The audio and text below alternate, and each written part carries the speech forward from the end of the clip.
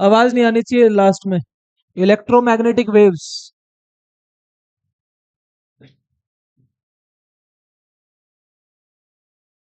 ये हार्डली 2 से 3 दिन का चैप्टर होता है, बहुत छोटा सा। फिफ्थ है ये, फिफ्थ।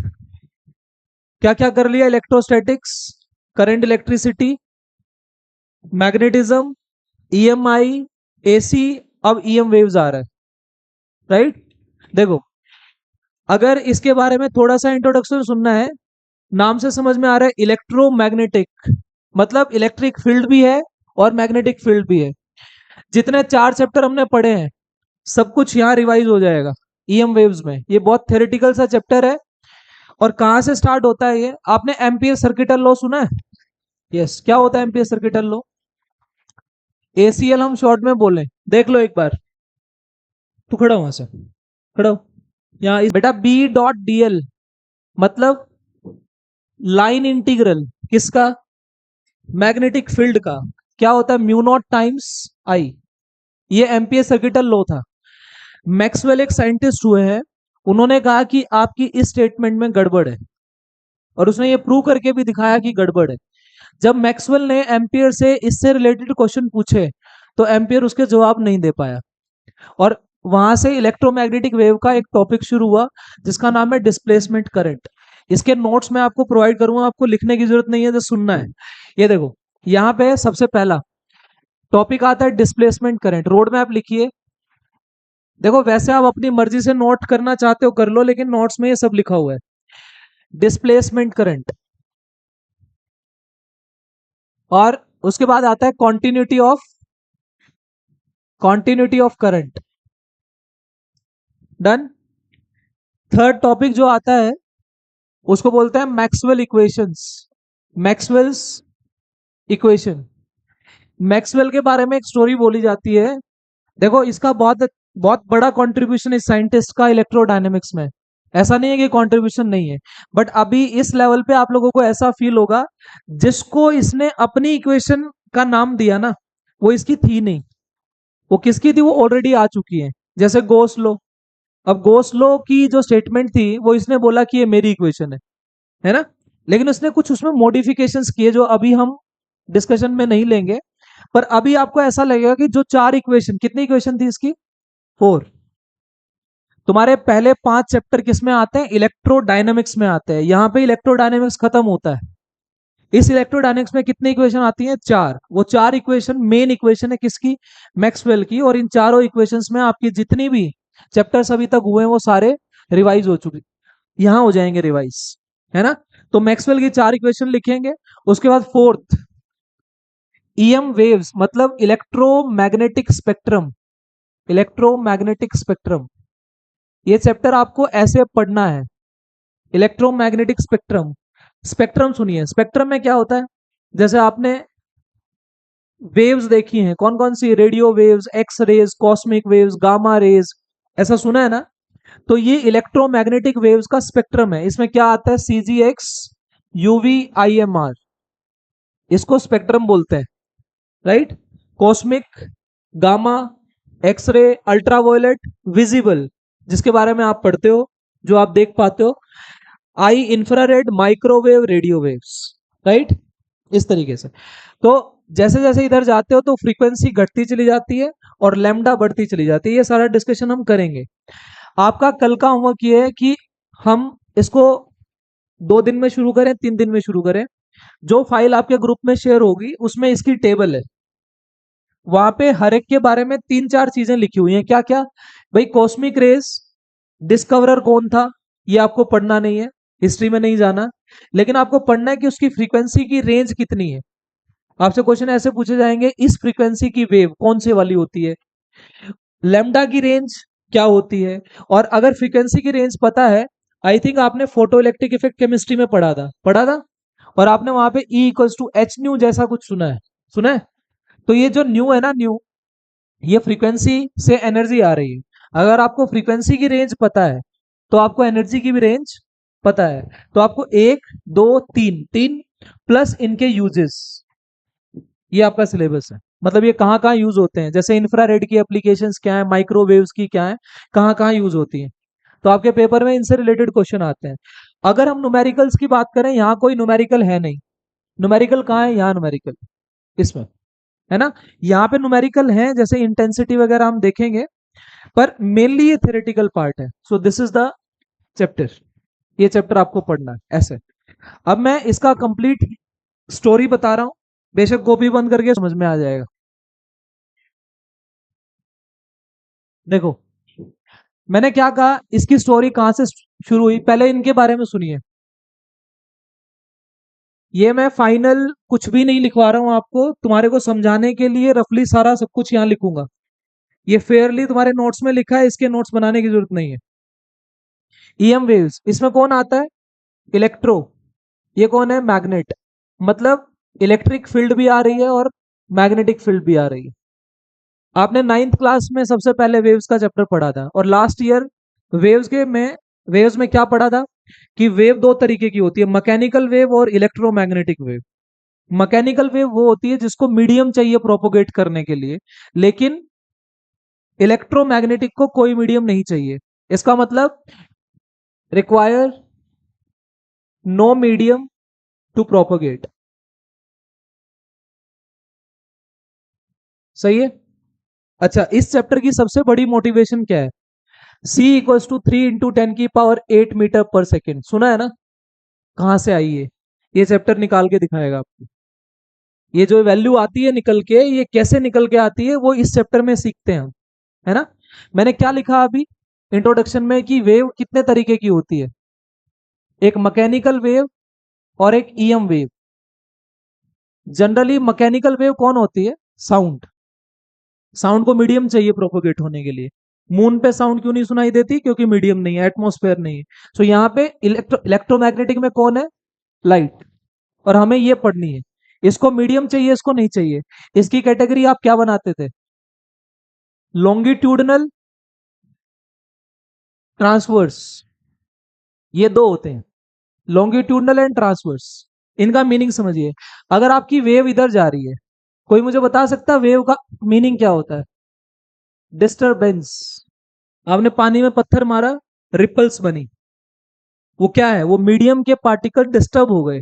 जहां पे पानी पे पत्थर जाके गिरेगा वहां का पार्टिकल गोज डाउन, फिर वो ऊपर आएगा इलास्टिसिटी की वजह से, और इस तरीके से डिस्टर्ब होगा।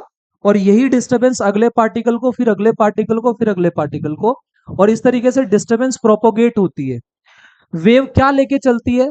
एनर्जी लेके चलती है। तो आप कह सकते हो कि वेव इज एनर्जी कैरियर।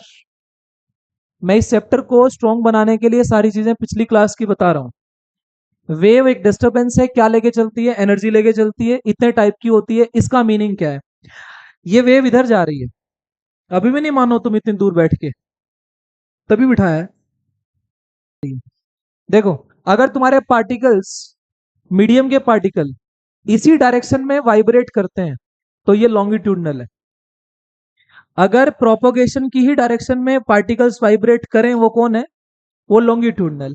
अगर तुम्हारी वेव इधर जा रही है और तुम्हारे पार्टिकल्स इसके परपेंडिकुलरली वाइब्रेट कर रहे हैं, तो इसको बोलते हैं ट्रांसवर्स। और हमारी ईएम वेव कैसी नेचर की होती है? ट्रांसवर्स नेचर की होती है।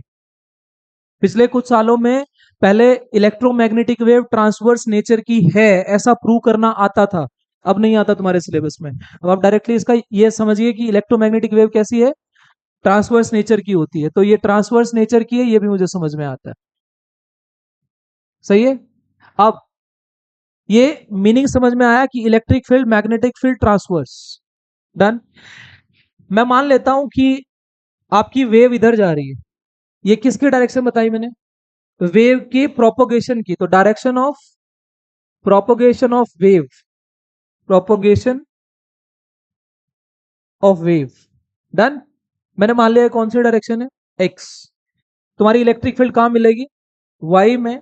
और जेड में कौन मिलेगी? Magnetic field. तो यहां पे इलेक्ट्रिक फील्ड और मैग्नेटिक फील्ड, तो इनकी खास बात होती है कि direction of propagation, electric field और मैग्नेटिक फील्ड तीनों एक दूसरे के क्या होती है?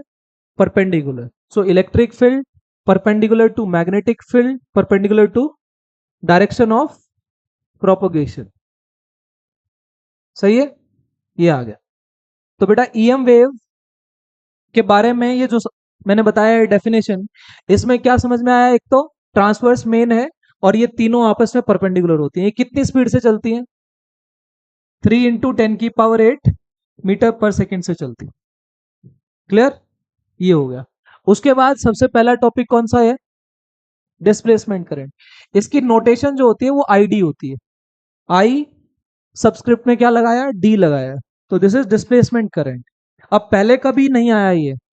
देखो बहुत सारे बच्चों को ना इसका फॉर्मूला पता है, लेकिन इसकी स्टोरी जो नीट या जेई के नहीं, अगर आप इसके सीबीएसई के क्वेश्चन देखोगे ना, आपको बड़ी प्रॉब्लम होगी इसकी लैंग्वेज समझने में। आपको समझ में नहीं आएगा ये मांग क्या रहा है, पूछ क्या रहा है। हमें समझ में आ रहा है इसका मतलब ये नहीं है कि तुम्हें भी आए। तो इसकी लैंग्वेज जो ये स्टोरी समझा रहा हूं, स्टोरी को सुनना एक बार। देखो ये जो मैक्सवेल आया, इसमें मैंने कहा है कि ये पूरा चैप्टर किस पे है? एम्पियर और मैक्सवेल की आर्गुमेंट पे है। भाई मैक्सवेल ने एम्पियर से आर्ग्यू किया कि तेरी स्टेटमेंट में कुछ ना कुछ तो मिसिंग है। तो उसने वो चीज कैसे बताई? मैक्सवेल ने एक एक्सपेरिमेंट करके दिखाया उसको कि देख ये कैपेसिटर है, इसकी हम चार्जिंग कर रहे हैं, कैपेसिटर की चार्जिंग कर रहे हैं। अगर कैपेसिटर की चार्जिंग कर रहे हैं, यहां से करंट जा रहा है कि नहीं जा रहा है? जा रहा है। ये जो आई होता है जो कहां फ्लो करता है? वायर्स में। इसका नाम होता है कंडक्शन करंट। डिस्टर्ब मत करना प्लीज। कंडक्शन करंट, ये कंडक्शन करंट है। जो वायर में चलता है वो कंडक्शन करंट होता है। आपने ड्रिफ्ट वेलोसिटी पढ़ी थी? पढ़ी। कहां होती है वो? कंडक्टर के अंदर, वायर्स में नहीं होती वो कंडक्टर्स के अंदर ड्रिफ्ट होती है। तो यहाँ पे आई है कंडक्शन करंट, मैंने इसका नाम दिया। आपने मैग्नेट वाले चैप्टर में क्या पढ़ा? आपने पढ़ा कि कोई भी करंट कैरिंग वायर एक मैग्नेट है कि नहीं है? है। अगर ये एक मैग्नेट, ये वायर करंट लेके जा रही है, तो ये पक्का ये एक मैग्नेट है। और अगर मैं इस मैग्नेट की वजह से इस पॉइंट पे मैग्नेटिक फील्ड निकालूं, जो कि कितनी दूर है? आर। आपने स्ट्रेट वायर की वजह से आर की दूरी पे मैग्नेटिक फील्ड कितनी निकाली थी? B equals to mu naught I by में 2πr। ये अभी भी निकाल सकते हो तुम। देखो इसने क्या कहा एम्पियर को, कि आपका फॉर्मूला कहता है B dot D L mu naught I, ऐसा है। ये इंटीग्रेशन करनी है। हर लॉ की कंडीशन होती है। इस लॉ की कंडीशन क्या है? एम्पीरियन लूप आपको बनानी पड़ेगी। अगर आपको इस पॉइंट पे मैग्नेटिक फील्ड निकालनी है, तो आपको इसके अराउंड एक मैग्नेटिक फील्ड निकालने के लिए एम्पीरियन लूप बनानी पड़ेगी। बनाई। और इस लूप पे मैंने क्या किया? इंटीग्रेशन किया। ये बी बाहर आ गया, ये डीएल यहां बचा, उधर म्यू नॉट आई चल रहा है। इसका इंटीग्रेशन कितना आया? 2πr। ये डीएल है ना, ये टुकड़े डीएल डीएल डीएल मिलके क्या बनेंगे? 2πr, पूरा सरकमफ्रेंस। सो ये बी कितना आएगा यहाँ पे? म्यू नॉट आई बाय में 2πr आएगा। आएगा कि नहीं आएगा? तुमने मैग्नेटिक फील्ड वाले चैप्टर में मैग्नेटिक फील्ड लाइंस पढ़ी? पढ़ी। वहां पे आपने बोला कि वो नॉर्थ से साउथ, साउथ से नॉर्थ जाती है। इसका मतलब वो कॉन्टिन्यूअस है। कॉन्टिन्यूअस है ना, कहीं पे ब्रेक नहीं आता। तो ब्रेक नहीं आता, इसने क्या कहा कि देख ये पॉइंट इस वायर से आर की दूरी पे है। क्या मैंने तुम्हें मैग्नेट वाले चैप्टर में ऐसे क्वेश्चन कराए थे कि वायर ये रही, पॉइंट ये रहा? करवाए थे ना, कि पॉइंट वायर के आगे पीछे भी हो सकता है और बिल्कुल सामने भी हो सकता है। तो ये हमने मैग्नेटिक फील्ड निकाली थी और निकल भी रही थी। अब इसने क्या कहा कि ये जो डायरेक्शन है, ये डायरेक्शन, ये वही डायरेक्शन है ना जो करंट की यहां है। मैंने क्या किया, जितनी दूरी पे यहां माना, इतनी दूरी पे मैंने यहां एक पॉइंट मान लिया, मतलब पी पॉइंट आर दूरी पे। मैक्सवेल ने एम्पियर से पूछा कि ये मैग्नेटिक फील्ड यहां पे आ रही है म्यू नॉट आई बाय में 2πr, और इसकी नेचर है कि ये कॉन्टिन्यूअस होती है। तो एम्पियर बोला हाँ होती है। बोला होती है तो फिर यहां भी आनी चाहिए थी ना। यहां इसके हिसाब से बी जीरो आई। है ही नहीं, यहां करंट ही नहीं है। बताओ कहां है? बताओ इस कैपेसिटर की प्लेट के बीच में तुम्हें करंट नजर आ रहा है? नहीं आ रहा। वो उसने कहा कि आई को जीरो भर दो तो बी जीरो आ जाएगी। तो ये कॉन्टिन्यूस तो नहीं हुई, और इस बात को एम्पियर एक्सप्लेन नहीं कर पाया। और ये बात फिर उसने क्या कहा, मैक्सवेल ने यहां से कंक्लूजन निकाला, यार कुछ तो मिसिंग है। गलत तो ये भी नहीं है, लेकिन इसमें कुछ मिसिंग है। तो मैक्सवेल ने एक लैंग्वेज यूज की और ऐसा वर्ड दिया कि लॉजिकली इनकंसिस्टेंट है। मतलब कंसिस्टेंसी नहीं है तेरे लो में, इस लो में कंसिस्टेंसी नहीं है। अगर कंसिस्टेंसी होती तो मैग्नेटिक फील्ड आर की दूरी पे यहां पे इतनी आई है तो यहां पे भी इतनी ही आती, पर ये मिसिंग है, यहां कुछ मिसिंग है। और फिर किसका कॉन्सेप्ट आया, डिस्प्लेसमेंट करंट का। इस स्टोरी को ऐसे ही कंटिन्यू करो। अब सुनो इसने अपनी चीजों को कैसे एक्सप्लेन किया, ये देखो। क्या कैपेसिटर जो होते हैं वो कंडक्टर होते हैं कि नहीं होते हैं? यस। मैंने जब आपको कैपेसिटर पढ़ाया था, अब अपनी नोटबुक में देखो, मैंने 6 प्रॉपर्टी कंडक्टर की लिखवाई थी। और मैंने उसमें कहा था कि कंडक्टर जो होता है उसके ऊपर इलेक्ट्रिक फील्ड हमेशा परपेंडिकुलर होती है। कंडक्टर की सरफेस के ऊपर ई हमेशा क्या होगी, परपेंडिकुलर। अगर ई परपेंडिकुलर होगी और कितनी होती है, सिग्मा बाय एप्सिलॉन नॉट। ये वैल्यू हमें याद होनी चाहिए। तो इसका मतलब ये जो कैपेसिटर की प्लेट है ये कंडक्टर है कि नहीं है? है। तो कंडक्टर है तो यहां इलेक्ट्रिक फील्ड ऐसे होती है कि नहीं होती है? होती है। और कितनी होती है, E equals to sigma by epsilon naught. Done. आ रहा है समझ में? Electric field is always perpendicular to the surface of the conductor. और कितनी होती है, सिग्मा बाय एप्सिलॉन नॉट। मुझे ये बताओ, जब मैंने इस की को बंद किया, जैसे मैंने बटन दबाया, ऐसा तो है नहीं कि यहां से बटन दबाया और सारा का सारा चार्ज यहां जाके इकट्ठा हो गया। वो तो टाइम लेगा ना, धीरे धीरे चार्जिंग होती है। ऐसा नहीं होता है कि दबाया बटन और एकदम से चार्ज हो गया। वैसे कैपेसिटर बहुत जल्दी चार्ज होता है, लेकिन अभी हम क्या समझ रहे हैं, इसका प्रोसीजर समझ रहे हैं कि यहां से आई गया। अगर आई गया तो क्या लेके गया, आई कब बनता है, जब चार्ज चलता है। तो इसका मतलब ये चार्ज लेके गया। क्या तुम्हें ऐसा नहीं लग रहा कि किसी भी टी टाइम पे इसके ऊपर चार्ज इकट्ठा होता जा रहा है? इस प्लेट के ऊपर चार्ज क्या हो रहा है, एक्यूमुलेट हो रहा है। तो accumulation of charge, accumulation of charge. तो इसने क्या बोला, चार्ज चेंज हो रहा है किसके ऊपर, प्लेट के ऊपर। चार्ज के प्लेट के ऊपर चार्ज इकट्ठा होता जा रहा है, एक्यूमुलेट होता जा रहा है। अगर चार्ज टाइम के साथ चेंज हो रहा है तो उसको कैसे लिखेंगे, Q by T, D Q by D T. तो इसने बोला कि D Q by D T ये क्या है, ये रेट है। किसका रेट है, एक्यूमुलेशन होने का, मतलब इकट्ठा होने का रेट है इसके ऊपर। सही है, ऐसा लिखा इसने। तो ये D Q by D T है। डन। लेकिन इसने बोला कि ई सिग्मा बाय एप्सिलॉन नॉट होता है। डन। ई सिग्मा क्या होता है, चार्ज अपॉन एरिया। मैंने मान लिया at any time T, at any time T मतलब कुछ टाइम बीता, और मैंने मान लिया उस टाइम पे इस पे चार्ज कितना जा चुका है, क्यू जा चुका है। तो इसको कैसे लिखूंगा, ई को Q by A epsilon naught. मुझे सिर्फ ये बताओ, क्या ये क्यू चेंज हो रहा है? हो रहा है। ये तो किसी टी टाइम पे है ना क्यू, ये तो टाइम बीतेगा तो ये चेंज हो जाएगा। तो ये चेंज हो जाएगा तो ये क्यू चेंज हो रहा है। अगर क्यू चेंज हो रहा है तो ई चेंज हो रहा है कि नहीं हो रहा है? हो रहा है। डन। मुझे एक चीज समझाओ, जहां इलेक्ट्रिक फील्ड चेंज होता है क्या तुम फ्लक्स चेंज कर दोगे कि नहीं कर दोगे? फाई क्या होता है ये बताओ पहले, फाई का फॉर्मूला बता दो। ई ए कॉस थीटा, हाँ या ना? ये रहा। अभी सारी जो डिस्कशन हो रही है वो इस अंदर वाले पॉइंट के लिए हो रही है कि नहीं हो रही है? हो रही है। मतलब ये मैं देखना चाहता हूं यहाँ पे कोई करंट है कि नहीं। इसको मैं समअप करूंगा, पहले इसको कनेक्टिविटी में सुनिए। यहां से प्रॉब्लम बताई, उस प्रॉब्लम का सॉल्यूशन करके दिखा रहा है ये मैक्सवेल, कि ये कैसे आया, कैसे कंटिन्यूटी आई। अब यहां पे इस पॉइंट पे मुझे बताओ, इलेक्ट्रिक फील्ड किधर है, इधर। एरिया वेक्टर कहां होगा, ये प्लेट ऐसे है ना, पॉइंट इधर है तो एरिया वेक्टर इधर होगा। पॉइंट इधर होता तो एरिया वेक्टर इधर होता। तो अभी पॉइंट इधर, ई इधर, ए इधर, थीटा जीरो। तो थीटा जीरो आ गया, ये कॉस जीरो वन हो गया। कितना बचा, ई इंटू ए। बोलो ई चेंज हो रही है, हो रही है। फाई चेंज हो रहा है, अगर ई चेंज हो रही है तो फाई भी।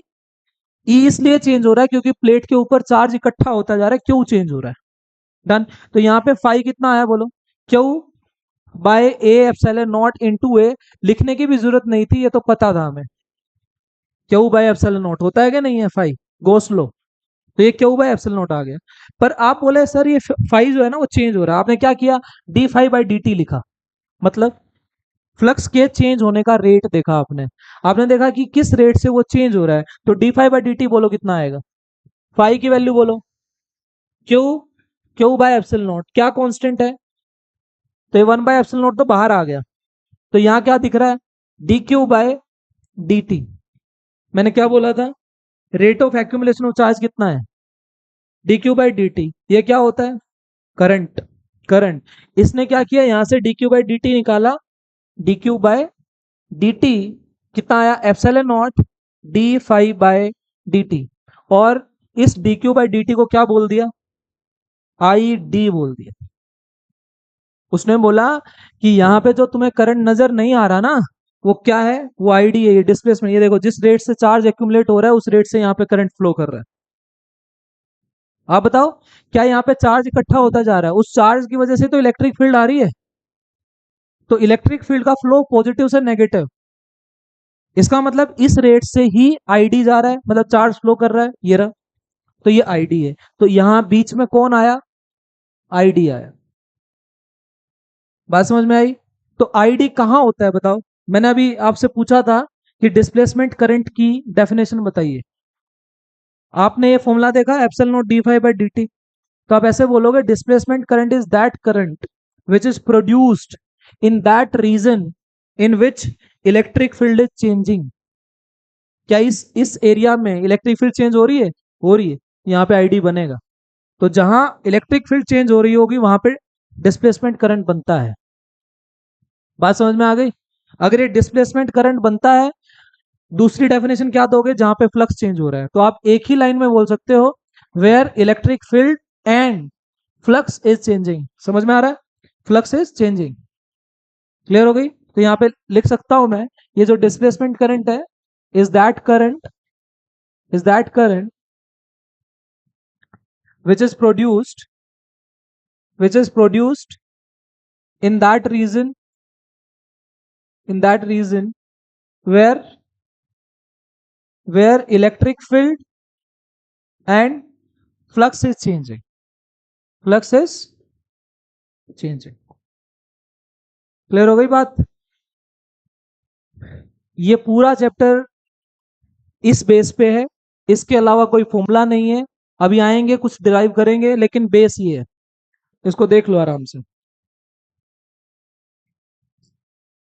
क्या ये निकाला है, ई निकाला है। ई बेटा, E is the electric field between the plates of capacitor at any time T.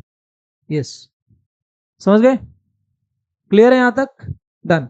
अब जो ये बोल रहा था कॉन्टिन्यूटी नहीं आ रही, किसकी कॉन्टिन्यूटी नहीं थी, करंट की।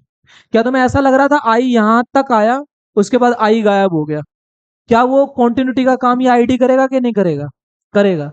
तो एक क्वेश्चन आया पहले भी, क्या जो आईडी है, आईडी क्या ये बिल्कुल वैसा ही होता है जैसा आई होता है।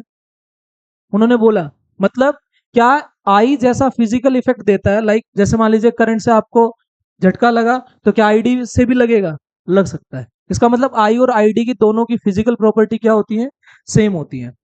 तो मतलब यहां पे आप सिर्फ ये बताइए, क्या आई कॉन्टिन्यूस है, अकेला आई, नो। आईडी कॉन्टिन्यूस है अकेला, नो, नहीं। ना तो अकेला आई कॉन्टिन्यूस, ना अकेला आईडी कॉन्टिन्यूस। कौन continuous, I plus I D continuous, ये कॉन्टिन्यूस नहीं, ये कॉन्टिन्यूस नहीं। तो individually they are not continuous. लेकिन अब इसने ये देखो, एम्पियर की इक्वेशन ये थी, अभी मेरी मैक्सवेल की, मैक्सवेल्स यहां नाम दिया हमने मॉडिफाइड एम्पियर सर्किटल लो, एम्पियर्स सर लो, डन। तो इसने कहा कि आप अब इसको ऐसे नहीं, इसको आप म्यू नॉट आई की जगह आई प्लस आई डी लिखो। So that is the new equation. ये थी मैक्सवेल की इक्वेशन, समझ गए। देखो यहाँ पे दो क्वेश्चन, तीन क्वेश्चन कवर हुए। आईडी क्या होता है, आईडी कितना होता है, डिराइव करो, ये रहा डिराइव।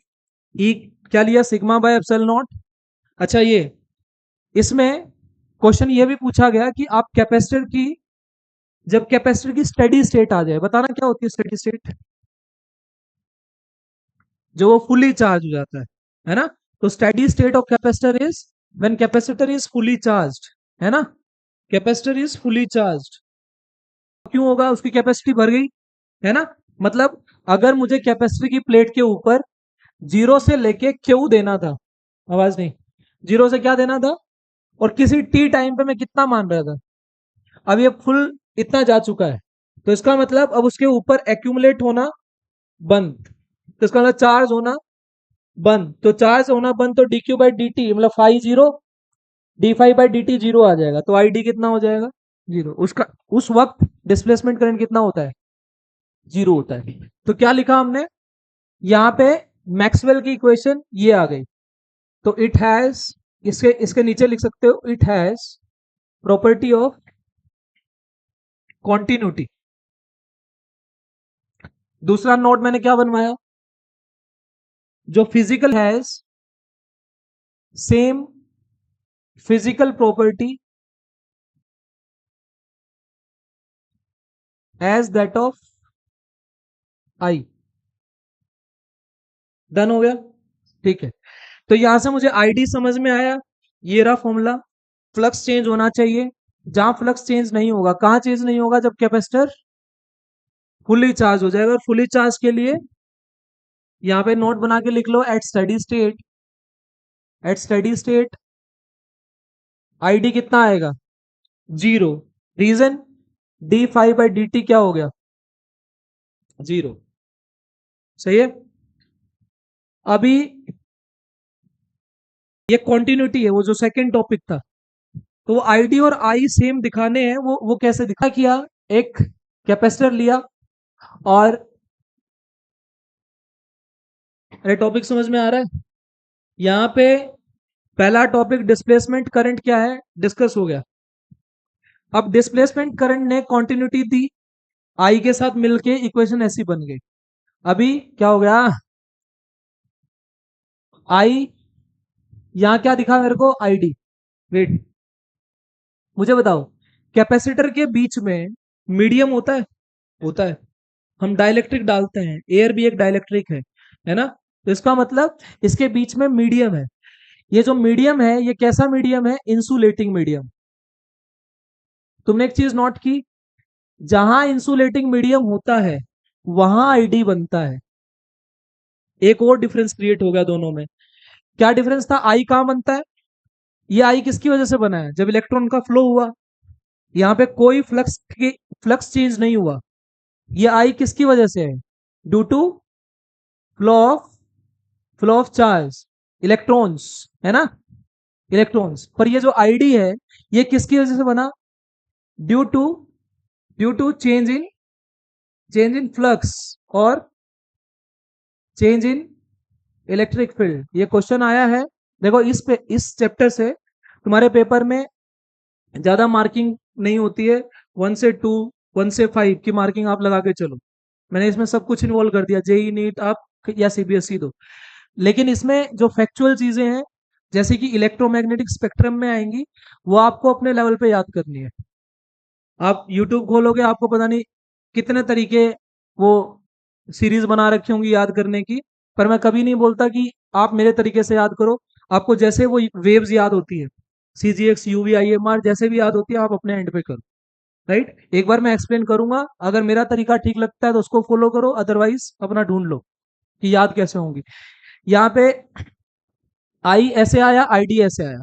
तो अभी क्या तुम मुझे आई और आईडी में दो डिफरेंस बता सकते हो। I is the conduction current, ये डिस्प्लेसमेंट करंट।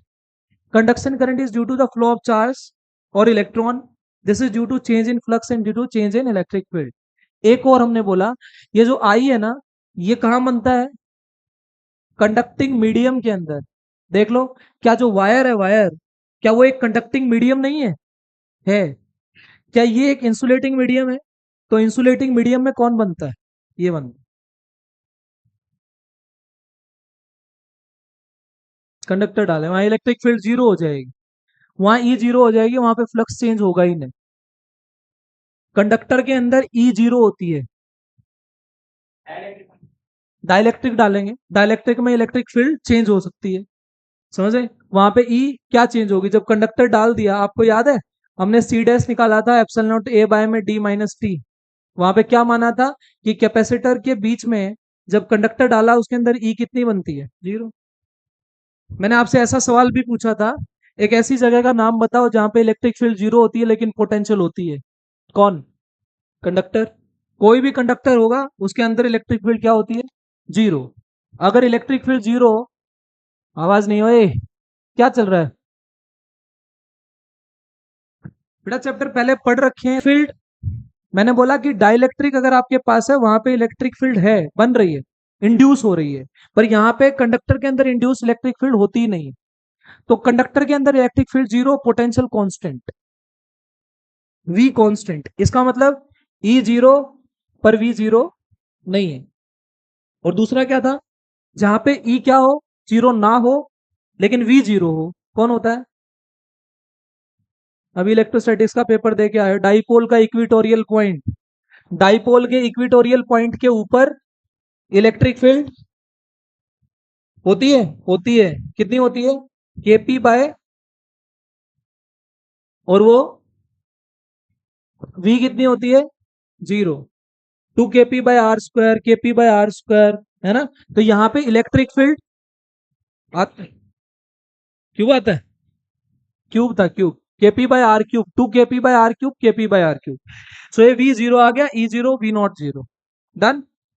उसके बाद सुनिए, कंटिन्यूटी कैसे प्रूव करनी है, पेपर में आया ये, 2 मार्क्स में, 3 मार्क्स में, दोनों में अपीयर हुआ है, एमटीजी में दे रखा है तुम्हारे 10 years में। यहाँ क्या है, एक कैपेसिटर लिया, अरे आवाज मत कर, इधर क्या आ रहा है, ये क्या है, इसकी हम चार्जिंग कर रहे हैं। इसने प्रूव किया, कैसे प्रूव किया, यहाँ पे एक लूप बनाई, तुम्हारी बुक्स में कैसे दे रखा है, क्या तुम्हें ऐसा पढ़ाया गया? मैंने शायद ऐसा डिस्कशन नहीं किया कि पैरेलल प्लेट कैपेसिटर, जरूरी नहीं है ऐसा ही हो, वो ऐसा भी हो सकता है, दो प्लेट गोल भी हो सकती है, ये पैरेलल है आपस में। तो यहाँ पे दो पैरेलल प्लेट हमने ली और इस तरीके से ली, ये ली, मैंने इसका नाम लिया P, इसका नाम लिया Q। अब इन दोनों के बीच में, इन दोनों के बीच में हमने ये प्रूव करना है कि B सेम आ रही है। B कॉन्टिन्यूस थी उधर पहले? नहीं थी। पहले B बाहर कितनी आ रही थी, mu naught I by 2 pi R, और अंदर कितनी आ रही थी, जीरो आ रही थी। तो हमने अभी कॉन्टिन्यूटी प्रूव करने के लिए, ये देखो, इस लूप को C1 माना और इस लूप को C2 माना। मुझे बताइए, जो C1 C2 है, क्या इनकी बाउंड्री सेम है? बाउंड्री मतलब ये एक दूसरे के ऊपर ओवरलैप कर सकती है। ये मेरे नोट्स में जो आपको प्रोवाइड किए हैं उसमें ऐसा ही लिख रखा है। नोट्स के लिए ना एक बात ध्यान रखना, अगर कभी भी तुम किसी के नोट्स पढ़ोगे ना, लाइक जैसे मान लो आपका एग्जाम है और बहुत सारे बच्चे ये अप्रोच लेते हैं कि यार जल्दी से एक क्विक नोट्स मिल जाए, समरी मिल जाए और हम फटाफट उनको पढ़ लें। कभी भी किसी के नोट्स से कुछ समझ में नहीं आता, ये बात ध्यान रखना। नोट्स अपने ही होते हैं, अपने ही बनाने होते हैं, लेकिन अगर तुम्हारे पास किसी के नोट्स हैं और वो आदमी भी है जिसको वो समझा सकता है, ये जितनी वर्डिंग मैं यहाँ यूज कर रहा हूँ मेरे नोट्स में ऐसे ही लिखी है, कोई किताब की लैंग्वेज नहीं है ये, समझे? तो नोट्स में इसी तरीके से मैंने माना हुआ है PQ C1 C2। तो मैंने दो लूप ली, इन दोनों की बाउंड्री कैसी है, सेम है, सेम बाउंड्री। ये क्या करेगा, इस C1 और C2 के लिए कॉन्टिन्यूटी प्रूव करने की कोशिश करेगा।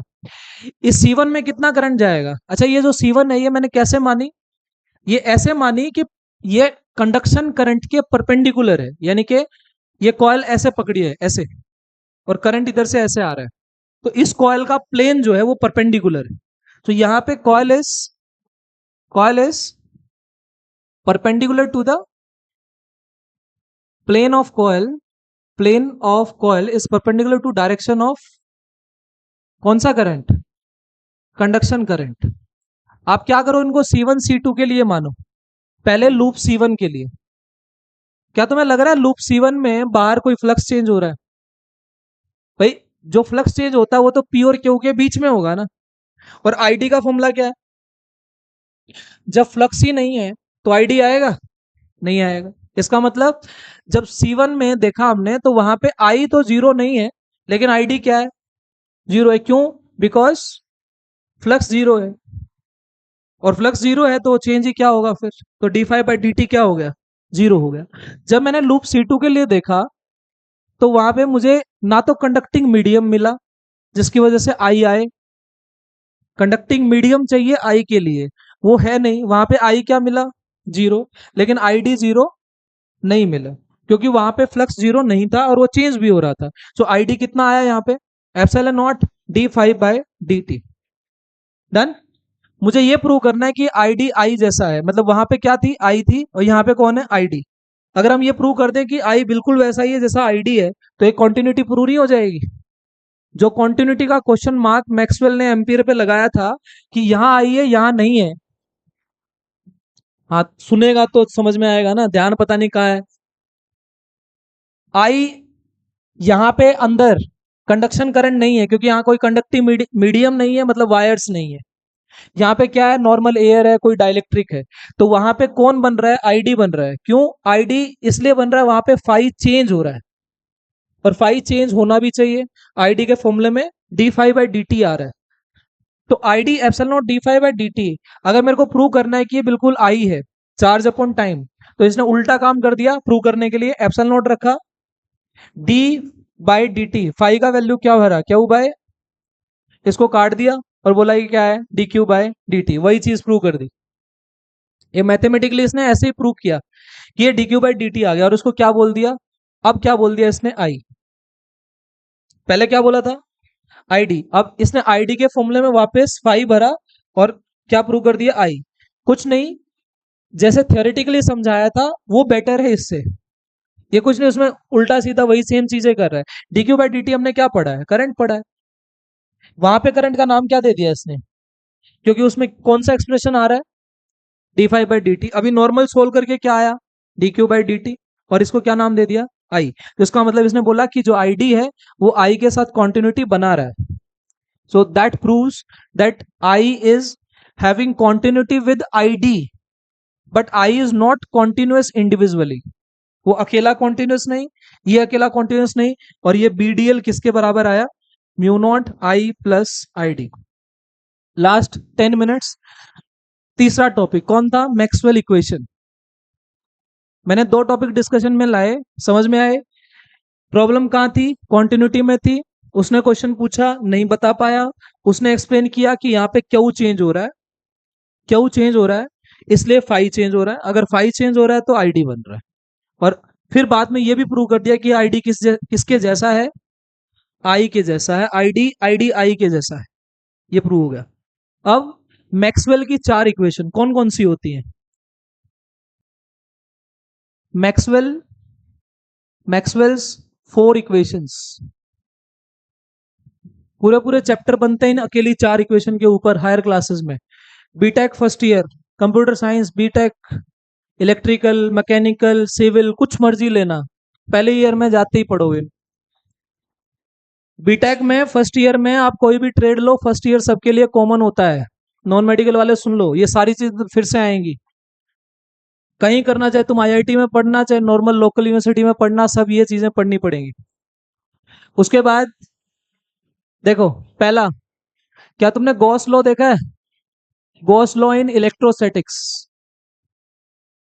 इसको इसने क्या बोला, ये मेरी पहली इक्वेशन। इसने कुछ चीजें एक्सप्लेन की, जैसे ये EDS Q by epsilon not, देखा है ये, यस। दूसरा, Gauss law in magnetostatics, Gauss law in magnetism. उसमें ई की जगह कौन आ गया, बी। डीएस कौन है, एरिया, तो ये बी डीएस इक्वल्स टू, ये जीरो आया। ये शायद मैंने आपकी क्लास में डिस्कशन एक बार लिया था, एक क्वेश्चन आया था, मैंने कहा था कि गोस लॉ यहां भी होता है पर हम नहीं पढ़ रहे। यहाँ गोस लॉ जो ये है, ये जीरो आया है।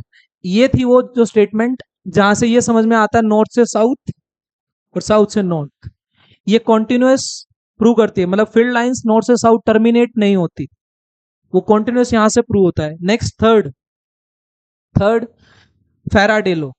फैराडे लॉ कौन था, अभी पढ़ा हमने, E equals to minus d5/dt। जब जब फ्लक्स चेंज होता है तब तब ईएमएफ इंड्यूस होती है, और कितनी होती है, इतनी होती है। पहला लॉ क्या था, फ्लक्स के चेंज होने से ईएमएफ इंड्यूस होती है। सेकंड लॉ क्या था, इतनी होती है। ये इसकी कौन सी इक्वेशन बन गई, थर्ड। और फोर्थ इक्वेशन जो इसने अभी दी, बीडीएल को इसने चेंज किया और क्या बोला, आई प्लस आई डी। ये जो चेंज अभी किया था इसने कि आई नहीं है, यहाँ पे क्या है, आई प्लस आई डी, ये फोर्थ इक्वेशन है। इलेक्ट्रोडायनामिक्स की पूरा जो थियोरी है ना वो इन चारों से निकल के आती है, इसलिए ये बहुत इंपॉर्टेंट है।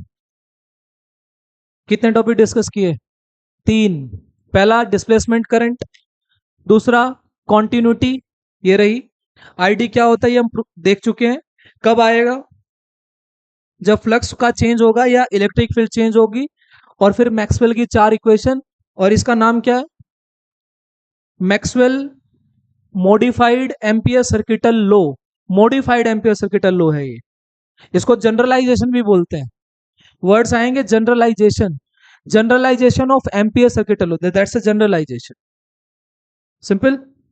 जिसके पास एमटीजी के 10 इयर्स हैं एक बार प्लीज क्वेश्चंस में से सिर्फ डिस्प्लेसमेंट करंट से रिलेटेड क्वेश्चन देख के आने, और नोट्स कल प्रिंट आउट हो जाने चाहिए तुम्हारे पास, दोबारा भेज देंगे।